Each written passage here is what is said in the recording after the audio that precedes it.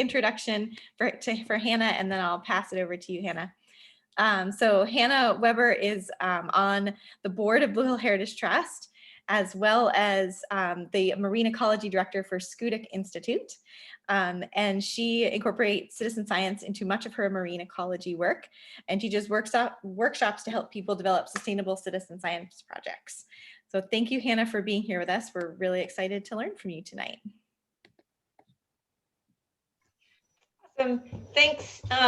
Thanks for having me. And thanks for also this whole series of webinars. It's been great. I've come to a bunch of them and have learned a lot. So I'm honored to be here and happy to have this whole series as a resource for us. Again, I'm Hannah Weber, the Marine Ecology Program Director at Schoodic Institute, as Lander said. I'm also a PhD candidate at the University of Maine and a trust board member. So for those of you who don't know Schoodic Institute is a nonprofit partner to the National Park Service and a center for inspiring science, learning, and community for a changing world. We incorporate citizen science into our work, whether, I gotta click from Zoom over to PowerPoint. So we incorporate citizen science into our work, whether it's our rockweed work or whether it's the Christmas bird count and migratory bird monitoring, and working on data collected by citizen scientists 100 years ago, and then engaging citizen scientists now to understand our changing landscape. We've woven citizen science into all of that. We lead citizen science. We ourselves are citizen scientists and contribute data to other efforts. And like Lander said, we run workshops on citizen science. So again, it's a thread, it's a constant thread through what it is that we do. So today I'm going to talk obviously about citizen science, and I'm going to talk about history of citizen science, some of the different ways that people sort of slice and dice and think about citizen science with just 3 examples. Some of the controversies about citizen science. And then because, this is Blue Hill Heritage Trust and Island Heritage Trust, we'll be talking about conservation citizen science. And I think that some of the projects that I talk about will be very familiar to some of you. And then there'll be some recommendations, and I'll finish up with a call to action. So one note, so citizen science is a global tool for answering questions. This talk is not going to be this exhaustive tour of citizen science. I will certainly miss things. So I would happily talk some other time about Geiger counters in Japan, but not today. So just with that caveat in mind, feel free to go out and explore citizen science and dig right into it. But I wanted to just let you all know that. So let's start with some history. If you think about it, like we've probably always been citizen scientists. Any nomadic people following sort of food or rains would have kept some sort of record of where things were when, and used those data to live their lives. So we've always been citizen scientists. 3,500 years ago, migratory locusts would wipe out crops in China. This is happening today, and residents have been helping to keep track of outbreaks for over 3,500 years. So locust citizen scientists. This is a weather record from Thomas Jefferson. Thomas Jefferson was this crazy weather record keeper. He kept a continuous record, an unbroken record from 1776 to 1816. And this is one of his records. He was not the first weatherman in the US. So also Thomas Jefferson wasn't a weatherman. It wasn't like he went on the news, but John Holme was a pastor, again, just a citizen scientist. And he recorded weather in the mid 1600s. And he's considered sort of the father of weather observation in the United States. Going back to Jefferson here with this beautiful card with, you know, the barometric pressure and the thermometer readings and everything. Jefferson really sort of envisioned a network of weather observers, and he actually recruited volunteer observers from across 6 different states. So again, early citizen science. This is Mary Anning. She sells seashells on the seashore, woman. You guys can all try that too. So she was a pioneering paleontologist and fossil collector. So born 1799 in the southwestern part of England in what's called the Jurassic Coast. She most definitely worked outside of the scientific community. You know, she was, you know, an impoverished woman from the southwestern part of England. But what she uncovered and the data she provided was used by male researchers to build their fame. Here's a plesiosaur that she found and drew out. Also, people who said she was illiterate, she was not illiterate. She just wasn't. She wrote all of those notes. And here's a plesiosaur of hers that is now hanging in a museum. And all of these data that she collected and shared were used by scientists. She was a citizen scientist. This is Wells Cook. He's considered the father, because I mean, who wouldn't want to have this title? But he's considered the father of cooperative study of bird migration in America. In the early 1880s, he asked birders in Iowa to send him lists of winter resident birds and also the dates of the first arrivals of spring migrant birds. So the program grew from just, you know, him putting out this little ask. And people sent these cards, like what you see in the upper right-hand corner. That's a black-throated blue warbler from 1935. Anyway, his program grew, and through time, accumulated 6 million of these cards. You see in that card catalog down there on the lower right. So each one of those is an observation from a citizen scientist somewhere in the US or Canada or parts of the Caribbean. So this data work covers like about 90 years. Again, each one of those cards was submitted by a citizen scientist. This is Frank Chapman, sort of my last person in the history of citizen science. He's the founder of the Christmas bird count, sponsored by the National Audubon Society. So since 1900, you know, the National Audubon Society has sponsored these bird counts, you know, that run from mid-December to the 1st of January every single year. And again, it's citizen scientists who are contributing data to this effort. So let's sort of flash forward and bring this history to now. On the right, we have some images from the Christmas bird count that happened this year, 2021, at Schoodic Point. So we have a Christmas bird count at Schoodic Point every year, have had for over 50 years. There's also a Blue Hill Christmas bird count. So that's an effort that's ongoing now. All of these little cards.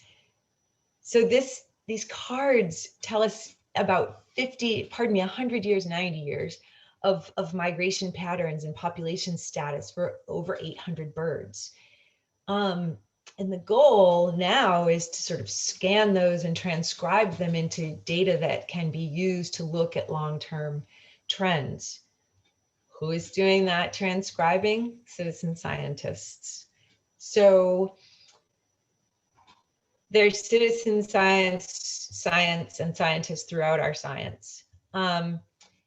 Citizen scientists are also contributing, not just, you know, going back and looking at these cards, but are contributing today. This is abundance of the ruby-throated hummingbird, and it's a relative abundance. And we're going to see a little animation that is you know, how the distribution of this bird changes through the year.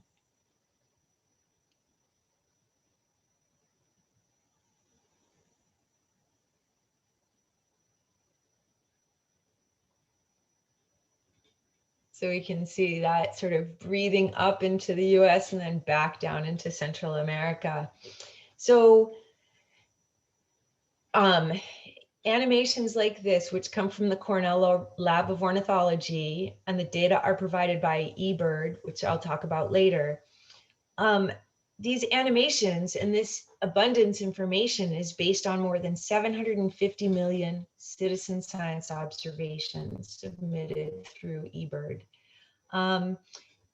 We can use these kinds of data to start planning how we think about our forest, how we think about the resources that an animal like the ruby-throated hummingbird needs when it gets here.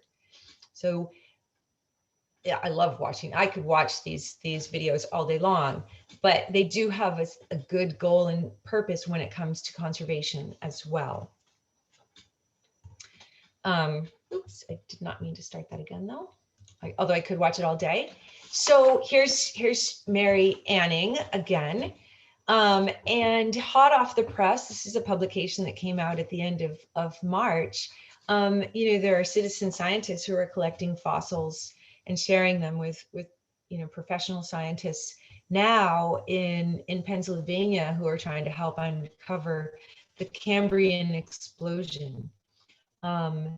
So again, more effort that happens now. We're all following in the footsteps of these earlier citizen scientists.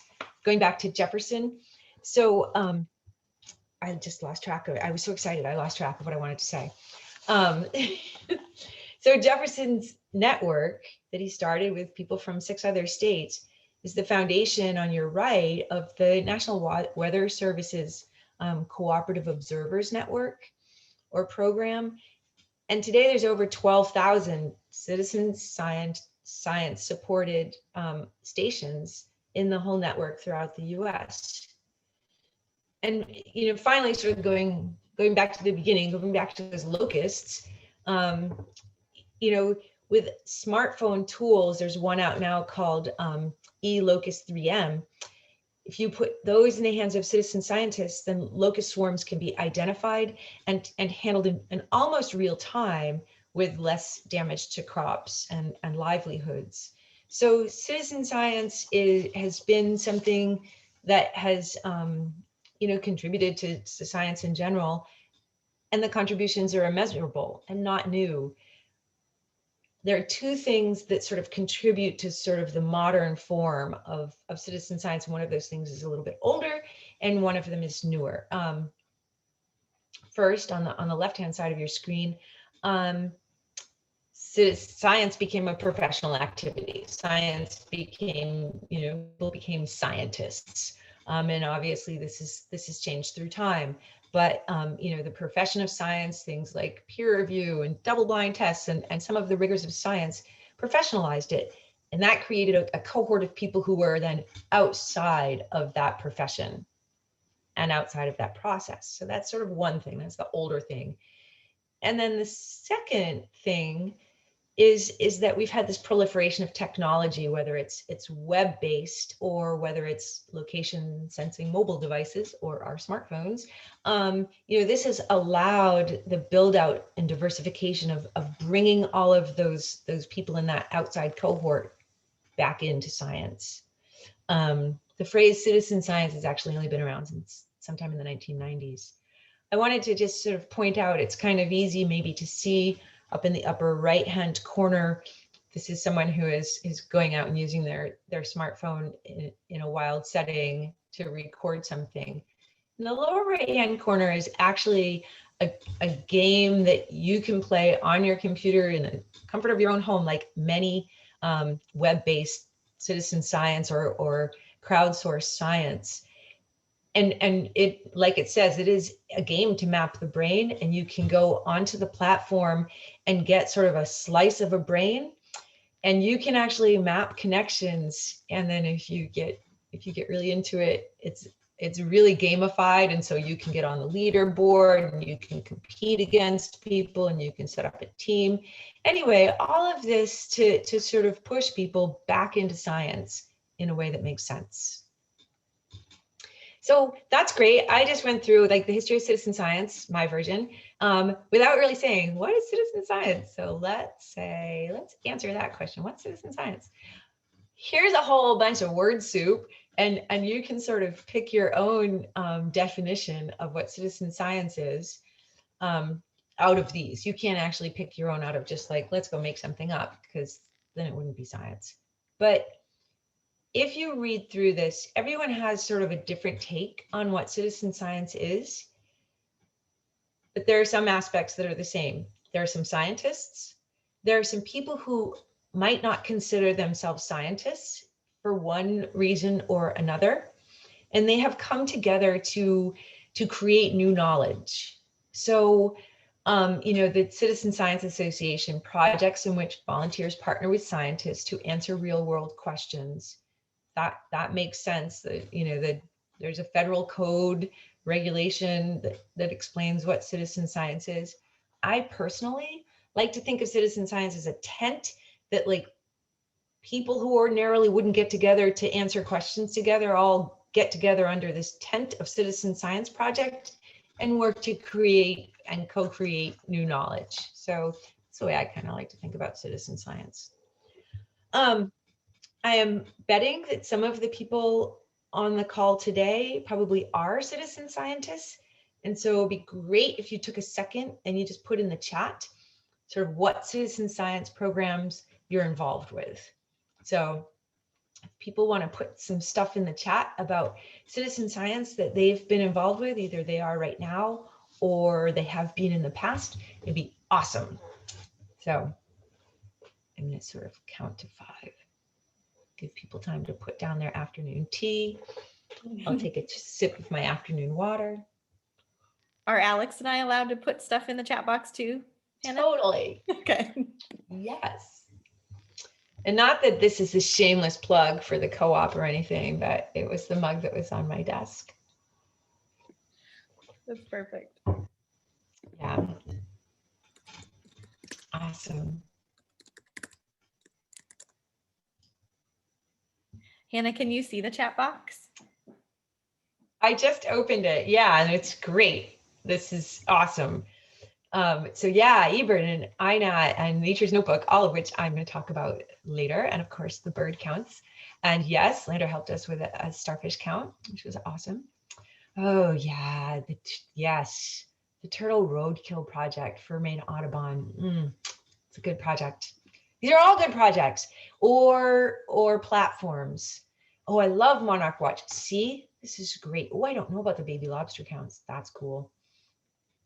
Yeah, so lots. And I love this that people put in the word counts, because it's like, well, everyone counts. We all do count. We count as citizen scientists. And of course, it's what many of us do when we're out there. So this is cool. A lot of us in these projects were contributing to an established effort. So I'm going to switch gears from sort of, wait, what's citizen science, to some of the different ways that citizen science sort of gets sliced and diced in the field of citizen science. Whoops, except I went backwards instead of forwards. So there are some different ways of thinking about citizen science, either in the project design or creation. And I'm going to go into those 3 definitions. Those are my couple of examples in a second. But there's also ways that other people think about it in terms of what we do when we're being citizen scientists. Are we observing?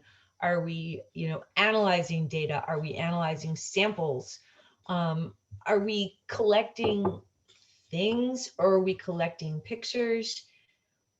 And then there are the types of outcomes that people are striving for, whether it's an outreach or a restoration, action or advocacy, etc. So there, and I've chosen these 3 ways just to talk about, but there are many other ways that people think about citizen science, whether it's sort of extreme citizen science where people are going and taking ice cores in Greenland, or they're armchair citizen scientists where they don't even leave their desk. There's many different ways to slice and dice.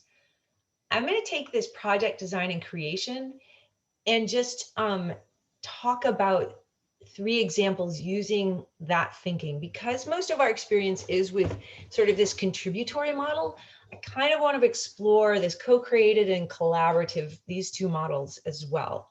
So I'm going to start with contributory. It's what we're most familiar with. And so we contribute data to a larger effort that's being developed and refined by scientists. So contributory is often, researcher driven and focused mostly on large scale data collection by volunteer participants. And the example that I'm giving here, it could be many other examples. The example I'm giving here is CocoRoss, which is the Community Collaborative Rain, Hail, and Snow Network. These are folks who are trained to collect data about precipitation. They install these precip collection little cylinders somewhere on their landscape, someplace that they're going to go to daily, and then they go out and collect daily data. The network was founded in 1990 and has citizen scientists, observers who go out and collect and then contribute that precipitation data to a centralized network. The protocols and everything have been developed by scientists, and the data are used by the National Weather Service, by NOAA, by farmers and teachers, and are used for early warning forecasting. Down in the lower right-hand corner, this is one of the ways that you get trained to use the CocoRoss data collection. You throw water balloons at sort of this spiked mat, because you never know how much water is going to fall into your little sampler. And then you go out and you practice reading how much water is in there. It's loads of fun, frankly. Peter Rahi from the Caribou office of the National Weather Service came down and trained us. And, and he brought out that spiked map. Boy, did we get psyched. It was like, yes, water balloons. Anyway, that's sort of the fun side of it. It does require going out every day, including in the rain and in the snow and et cetera, and measuring. But those are critically important data for us to have. And when we think about our changing winters and our changing snowpack and how many animals and plants rely on a winter snowpack, this is incredibly important fine-grained data that scientists can't get any other way. So again, we as citizen scientists are contributing to a scientist's effort. So the collaborative model is a little bit different. These are projects that sort of aim to engage the public in a way that goes beyond data collection to include other components of the scientific process. Analysis, disseminating the data, other methods that, the citizen participants want to use the data for their own purposes. Like the contributory projects, these are, scientist-driven. The data collection protocols originate within the scientific community. But these are projects that are also trying to hit other goals, often goals that are set by the participant. So this is Mosquito Habitat Mapper. And this is part of the Globe Observer Network, if anyone is familiar with the Globe Observer Network. And the goal, of course, is to locate potential mosquito habitats. And, the basic outline is down at the very bottom of the page where it says, train on the protocol, and then identify the Zika carrying mosquitoes, eliminate breed sites, and prevent future Zika outbreaks. One of the critical partners in this have been teachers. So in that picture with the people with their turkey basters sitting over that puddle, those are teachers who are incorporating this work into their classrooms. When working with teachers, it's incredibly important. A lot of citizen science that engages teachers and students is collaborative, and it has to be because, with learning goals and objectives, with standards, with everything else that a teacher has on their plate, if a scientist is not considering all of the needs of the teacher and the student learning gains, then they're not going to have a successful project. So I think sometimes these are the hardest nut to crack, because you really have to attend to not just what the scientist needs, but also what the teacher and what the student needs. Dragonfly Mercury project is a project that's throughout the National Park Service, but it started here in Maine with a researcher from the University of Maine. She's in the lower left-hand corner with a teacher, that's Val Peacock. Sarah Nelson is the researcher, and then there's a student from Sumner High School, and they were collecting dragonfly larvae. I would say that in the collaborative nature of this particular study, it was a student or a series of students who made the observation that dragonflies seem to be a good marker for where mercury is in the environment, that Sarah will admit that she might not have picked up on if a student hadn't pointed out to her. So a student's observation, going across and collaborating with non-traditional collaborators is what gave us this program. It's pretty cool. So finally, I'm going to talk about co-created projects. So co-created projects originate and grow from start to finish as a partnership between scientists and members of the public. Sometimes these are referred to as community science. They're co-created, they're often small in nature due to the focused intent of the investigation. Co-created projects usually begin with a question that the public has rather than a question that the scientific community has, and it leverages a partnership between the researcher and the community-led organization. The example for this is the Louisiana Bucket Brigade. So this is an environmental health and justice organization working with communities that neighbor the state's oil refineries and chemical plants. The group's mission is to support communities' use of grassroots science and action to sort of create sustainable neighborhoods that are free from industrial pollution. This EPA approved bucket, like it says, is an inexpensive and easy to use air sampling device. It took years and enormous effort on the part of these citizen scientists, this community science, to get that bucket approved by the science community. There's a great paper about this called Buckets of Resistance, and it's about the process that the Louisiana Bucket Brigade needed to go through to have their process, the data that they were creating accepted, which it is now. But anyway, so co-created community science, really about a question that the community has. So just 3 examples. I think we don't often think about project design or creation when we're thinking about citizen science. So I just wanted to sort of make those distinctions. There are, of course, opportunities wherever you look to get involved with science. There are some sort of concerns or controversies around citizen science as well. So one of them being the data. And I'll read this. I know I don't really like loads of text on the screen, so I'll read this. And this person, who is a research scientist, says, "I hear you and have run into the problem of balancing, quote, citizen science with real science. If citizen science is to be made more than just citizen education, which is most often a more appropriate label, then it has to have scientifically relevant resolution. We deal with this on the particular system that this scientist works in all the time. A peer review study came out and showed that the citizen science group missed significant patterns revealed by scientists in their study. They learn a lot, but they did not inform us about real differences, and I think we can do better than that."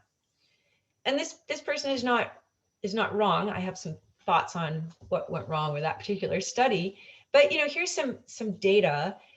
Don't worry.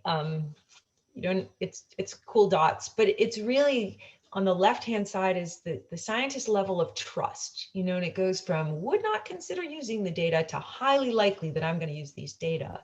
And then on the right-hand side is sort of like the age of the citizen science program participants.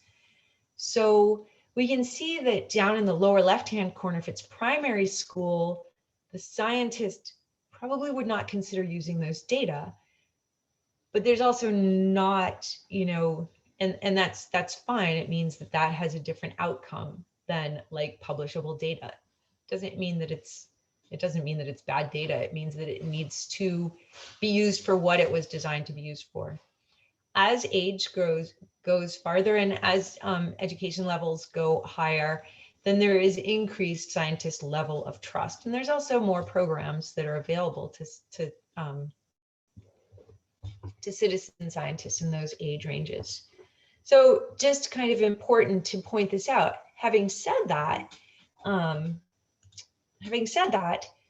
this is a quote from Julia Parrish. She says, simplification at scale and complexity with care generate more robust science outcomes. I think this is a critically important thing to think about when thinking about data when it comes to citizen science. It's the old sort of garbage in, garbage out. If you work very hard to make sure that your data are robust, your data are going to be robust. If you make sure that you have trained people appropriately, retrained, made sure that you've attended to what needs to be attended to, then the data are going to be fine. It's a question of setting expectations and training to those expectations, which is really what it comes down to. Some of the other controversies about citizen science. So diversity, equity, and inclusion in this report from 2018 kind of sums it up. Citizen science needs to look more like society, this report says. And the bottom line, scientists who team up with the public to conduct research need to do a better job of including all segments of society. You know, if we're already feeling uncomfortable about even going into a realm, you know, we're that cohort of outsiders and we're going into a community that doesn't look like us, we're going to be less likely to really thrive in there. And so it's really incumbent upon scientists, especially in those contributory models, which are by and large most of the models that are out there, or many, to make science more welcoming. And then there's a lot of controversy or concern around how we value and understand the roles and the names we use when we're working across communities. So, you know, some of these we have the word citizen. We already know that citizen is a tough word to use. And, you know, this shows the person saying, you know, this is another thing which I can't participate in. And then the amateur and hobbyist, that kind of triggers things, especially among people who have been doing this forever. Human sensors, you know, people are not robots. Community members, again, if you don't see yourself as a community member, you may not engage in that effort. Volunteers, same problem. It's not free labor. And Indigenous people, this opens up a whole new ball of wax. And there's a lot of work going on around traditional ecological knowledge and citizen science and other ways of knowing they're not the same. And there's a lot of work going on around that as well. And then of course the scientists, you know, the scientists also have some problems with what, you know, how they enter into this space. So there are concerns that people in the field take really seriously and attend to constantly. The field is evolving, which I think is great. So, so why citizen science? You know, why do this? It's hard. You have to, you know, you have to sort of step out and be like, I am entering into working with some pointy-headed scientists, or scientists saying, I am working with some people that I don't know how they think because I've been a scientist for so long. But the thing is that, you know, scientists want to share their science, and society has wicked problems that require all of us to pitch in to help. And researchers cannot be everywhere that the rest of us can. So going back to Coco Ross, there's no way that scientists could have that level of specificity. And that's often needed when we think about like microbursts and everything. Also, just like in the Dragonfly Mercury project, scientists often benefit from fresh eyes looking at their investigation. So those are the contributors' motivations. If everybody wanted to put like, why is it that you do citizen science in the chat, then we could think more about like the participant motivations as well. Unless of course you all are scientists and you're like, actually I identify as the scientist. So put in the chat why it is that you do science, you do citizen science. You know, while you're thinking about that and putting something in the chat, you do have a lot of choices when it comes to how you get involved with citizen science. You can contribute once to one project or contribute daily for a long period of time from your house or from some remote adventure place. And you may be contributing or co-creating something to answer a question that you have. You might be a citizen scientist based on something you do already. That's a lot of birders who contribute to eBird, or it may be based on something you want to learn about, or a little bit of everything. Having said that, we are Blue Hill Heritage Trust and Island Heritage Trust, and we're conservation organizations, and we're place specific. So I don't mean to limit anybody's options, but I'm going to share some citizen science for conservation efforts that are happening that you can get involved in right here. So first is smelt spawning. So rainbow smelt are an important food for striped bass and Atlantic salmon and cod, seals, and a lot of different birds. And of course, anyone who's ever gone, out smelt fishing in the winter knows that, their smelts are pretty tasty. So we eat them too. And the Smelt Spawning project is trying to address this problem that the rainbow smelt have been in decline since the 1980s.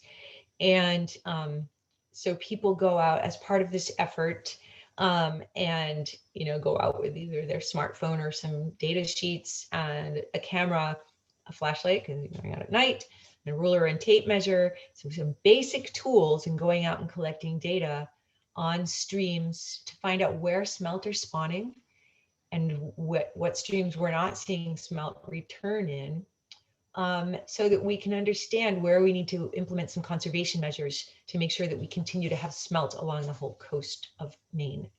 And this is a project, so the site is from the Gulf of Maine Research Institute, or GMRI, but it's Department of Marine Resources, it's Downey Salmon Federation, and it's the Nature Conservancy running this. This is the American Woodcock Singing Ground Survey. So this is a route-based survey where you drive along roads during the time of year when the woodcock are peening or pinging, and you survey in the spring, and because the male woodcocks make that very distinctive sound, you can actually record where woodcock are and where they aren't, which is another thing about citizen science. Sometimes it's hard to record where things aren't because we're so focused on wanting to record something. But anyway, with that, we can, so USDA, Fish and Wildlife Service, Park Service, Department of the Interior, Bureau of Land Management, and the Canadian Wildlife Service can sort of manage for population trends through time. So that's where those data go to. This is Signs of the Seasons, a New England phenology program. So this is the Signs of the Seasons focuses on phenology. It feeds data into a larger effort called the National Phenology Network. And what people do is really use their backyards as laboratories and look for those cyclic changes in life events. So, when do we first see leaves? When do we see flowers? When do we see fruit? When do we see loons returning? When do we see them making their eggs, etc.? And reporting these up to Signs of the Seasons or to the National Phenology Network after being trained. The great thing about this is really you can do this right out your backyard. I mean, you can monitor dandelions in your yard and be contributing to science. And what this helps us understand is how climate change is affecting animals and plants. So this is the daily spring index leaf anomaly, or how much before sort of this time weighted average things are leafing out. And we can see that for today, we've got this sort of anomaly where things are happening, up to 20 days earlier in our neck of the woods, but across the swath of the country, things are happening later. So climate change isn't going to affect us all the same way, but there are effects to climate change. These data come from people going out into their backyards or going to their local parks or their local conserved areas and going to, tagged plants and uploading, observing and uploading these data. eBird eBird is a way that takes traditional field checklists that birders create, and actually you put your checklist online instead, and it goes to a gigantic repository so that everybody can use these data to, you know, make those animations we saw, or to you know, interpret the data in other ways. There's a map on here.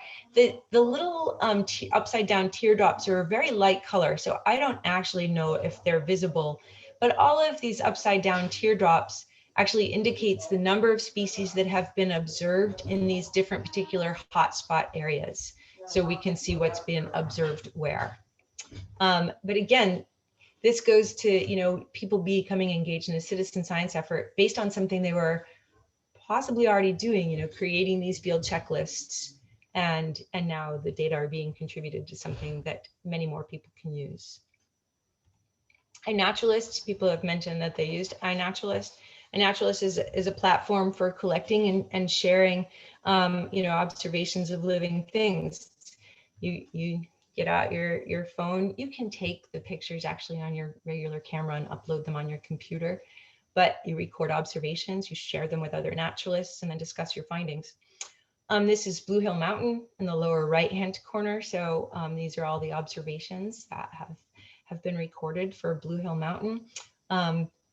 Blue Hill Heritage Trust has made sort of hotspots around different conserved areas so that you can put your data in and it can sort of be referenced to that conserved area. And this helps us understand where we're seeing things. So if we go in and we sort out for rare or species of highest conservation concern, then we can see this is something we need to pay attention to. You know, we've got this patch of whatnot, and we need to maybe reroute a trail or something. So there are things that we can pay attention to with having data from iNaturalist.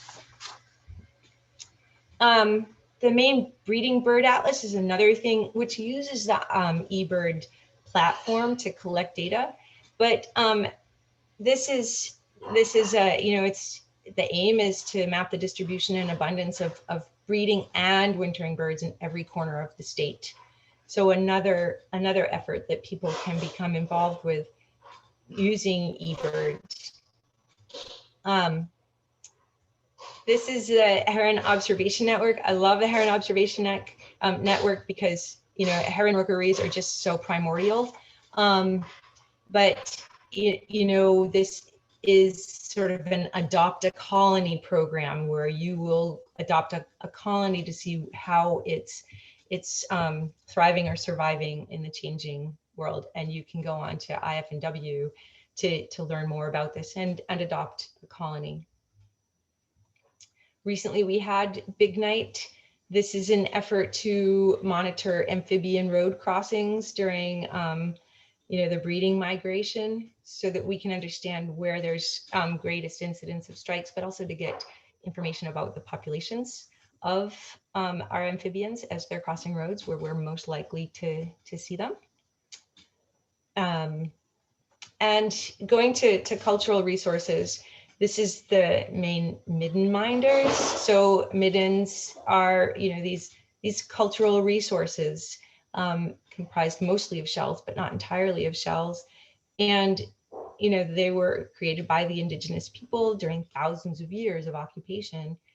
There's about 2,000 of them on the coast, and they're pretty much all eroding.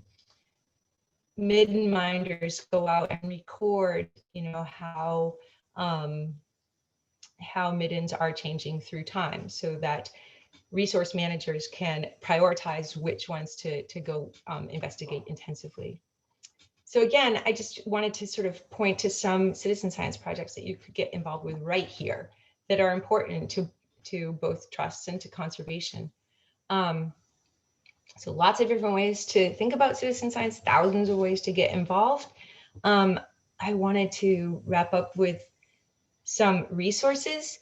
You could sort of take a screenshot of this. I know that Lander's going to send it out to you, so you will have access to these, but there are some websites, a couple of books, a long form blog that CJ Hauser wrote, and then also another blog post from the Thriving Earth Exchange, which which explains the difference between community science and citizen science, and why we know that citizen science is problematic, but why just taking over the words community science also is a little bit problematic. And I wanted to wrap up with a call to action. So April is Citizen Science Month. You can go to scistarter.org and look at their calendar and find things that you might want to do. So scistarter.org. And with that, I would be happy to take questions, and thank you. Thank you, Hannah. That was amazing. I learned so much, and now I want to be involved in all these other citizen science projects that I'm not involved with. I don't know how I'm going to have time, but that was wonderful. Thank you so much. And yes, please put your questions in the chat box, or raise your little virtual hand. There's a yellow icon down there, and I can unmute you if you would like to ask Hannah your question directly.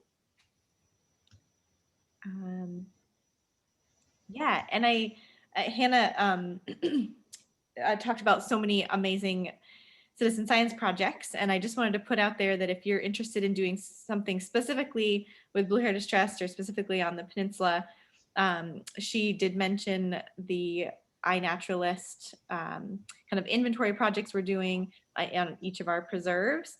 And then currently we are also part of that Smelt data collection project at Peters Brook in Blue Hill. And then also we have kind of our own version of the Woodcock monitoring also currently going on. So if you're interested in participating in any of those, like right off the bat right now, just send me an email. And it looks like we have a question in the chat. Alex and I will kind of monitor the chat, and Hannah, we can ask the questions for you if you like. This one is the Dragonfly Mercury project still going on? It is. Yeah, it is. Actually, I just got an email about it last week. So it is. It's gone from sort of, a small scientist, teacher, student partnership to a park service wide effort, and now has sort of been wrapped into some other conserved land efforts, but it's largely a park service effort now, and it's run out of the air quality division or air resources division in the Park Service. So yes, it is still quite going on. And actually, if you Google Dragonfly Mercury project, you'll find out all about it. Hannah, is there anything specific that Schoodic Institute is doing currently or that is coming up that you know of? So yes, let me scroll. Oops, I don't know what I did. So this landscape of change effort. So you can go to schoodicinstitute.org, event landscape of change BioBlitz. So we have, in partnership with the MDI Historical Society, MDIBL, Climate to Thrive, College of the Atlantic, and the Park Service, have gone back and unpacked naturalist and citizen science data from 100 years ago. And we're asking for citizen scientists to help us go out on the landscape where these people were 100 years ago and collect observations using eBird and iNaturalist to see how the landscape has changed in the last 100 years. We will have a BioBlitz on April 25th, and meeting at Sur de Mont. You can go on our website to find out exactly when, because I can't remember off the top of my head. And we are specifically looking for pollinators during that blitz, because that is something that was recorded 100 years ago, and we want to see how those populations have changed. So cool. Yeah, that'll be great. I have a question, I guess, since we're avoided questions right now. Do you have any, well, it was really interesting when you brought up, the fact that students sometimes open up the eyes of scientists and, new observations and whatnot. Do you have any information on any projects that would be coming up soon that we could get the students before the summer? Ooh, before the summer. That's a good question. Or alternatively, is there are there resources specifically to that? So what I think that the best served one that you could sort of plop right into is Globe and Globe Observer. They're both run by NASA, and Globe was really developed specifically for teachers and students to implement in the classroom. So that is the one that is the best developed to just plop right into. I'm not saying it's the only one that's out there, but the resources that are available with the Globe program are immense. And also they have a lot of different investigations. And so it would be easy to sort of find one that sort of fits with what you're trying to do with students. Thanks. Yeah. Cool. So there were a lot of wonderful comments in the chat box, Hannah, when you asked people why they do citizen science. And so hopefully you'll get a chance to look at those. But one woman, Susan, was talking about how she has a special interest in algae. And that just piqued my curiosity. Have you ever heard of any citizen science projects around algae? Oh, come on. So, right, we have a Rockweed biomass monitoring citizen science project that we are currently running. That project I don't necessarily like to talk about because we have some pretty specific requirements in terms of people's physical ability. You have to squat a lot, and you have to walk over seaweed and everything. But it is important for us to be able to monitor how much rockweed there is along the coast of Maine. Not only is it harvested, but we're also trying to understand what the contribution of rockweed is to blue carbon along the coast. And so we need to be able to figure out how much we have along the coast to be able to understand how it's contributing. There are some efforts, I would have to go and noodle around, but there are some efforts in terms of, Susan, we'll have to touch base offline, but there are some efforts to sort of, and these are more that are online that you might be able to find through Zooniverse. Zooniverse is for people who can't get out into wherever and they still want to contribute, where people look through old herbarium specimens online on their computer and identify different aspects of what's going on in herbarium specimens, one, and then two, there's Jarrett Burns out of UMass Boston has a project on Zooniverse where he's asked people to look at kelp beds from Landsat satellite photos to sort of outline the extent of kelp beds, because he's looking at change in the size of kelp bed through time. So that project is on Zooniverse. I can't think of the name of it after. It's like My Kelp Forest or something like that. It's not My Kelp Forest, it's something similar. Cool. Thanks, Hannah. Yeah. So sort of on piggybacking on the topic that Susan brought up with the ocean and algae. I think citizen science is great because you're able to gather information from all over the world, if done correctly. How do you think that works when it comes to invasive species with ocean traffic? Have you ever dipped into that field at all? Yeah, there is a lot of citizen science work on invasive species. A lot of it, with iNaturalist. So in iNaturalist, you can actually create a project where you ask specifically for people to go looking for specific things. Along the coast of Maine, people are looking at a lot of the invasives that grow on like lobster traps. Not necessarily the crabs, but a lot of the bryozoans and the tunicates and whatnot that grow up and down the coast. There's citizen science effort behind that. Manomet actually has a green crab citizen science effort that they've been running along the coast for several years, more in southern Maine than in down east. But yeah, Manomet has this green crab invasives. There's a lionfish citizen science effort that is occurring in more of the southern states, but we should watch out for lionfish here in the Gulf of Maine. That engages anglers in efforts, and so the anglers submit sort of what they've seen, what they've caught, etc., to manage and monitor for lionfish. So there are efforts when it comes to invasives and invasives in the ocean for citizens to get involved. That's neat.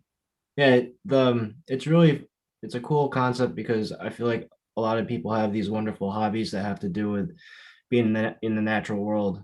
And if you take the time to collect the data and get it out there, then you're, you know, doing good while enjoying yourself. So Yeah. Yep. Absolutely. maybe we can get a couple more questions from some of our participants here. Everybody's being shy right now. There are a lot of scuba based citizen science as well. I think often it's easier for us to think about the terrestrial projects, but there are a lot of reef based citizen science monitoring efforts that are happening.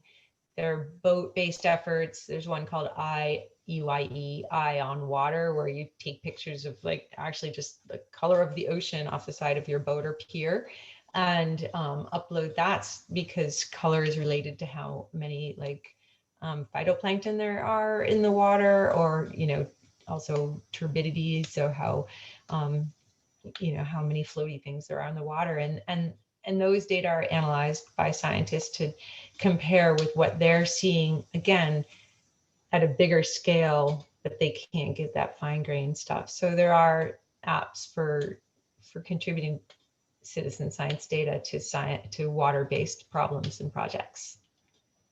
Cool. That's awesome. I've tried to take notes on all of the different projects you've talked about, Hannah, so I will put those in our follow-up email. This has been so wonderful. Thank you, Hannah, for joining us, and thanks, Alex, for jumping in for Jake this week. Thank you all for attending. Keep an eye out for a follow-up email. And we are a little bit past 5, so I think we'll just kind of slowly wrap up unless anyone has any last minute questions.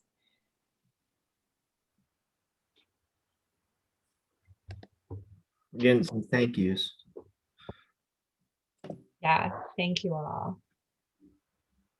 And Hannah, if people have follow-up questions for you specifically, can they contact you via your work email? Yeah, yep, absolutely. That's the best way to get in touch with me. Wonderful. Well, thank you all so much and have a great evening. Yeah, thanks, Hannah. That was great. Yeah, you're welcome. Have a good one. Thanks, everybody. Have a good night. All right, bye.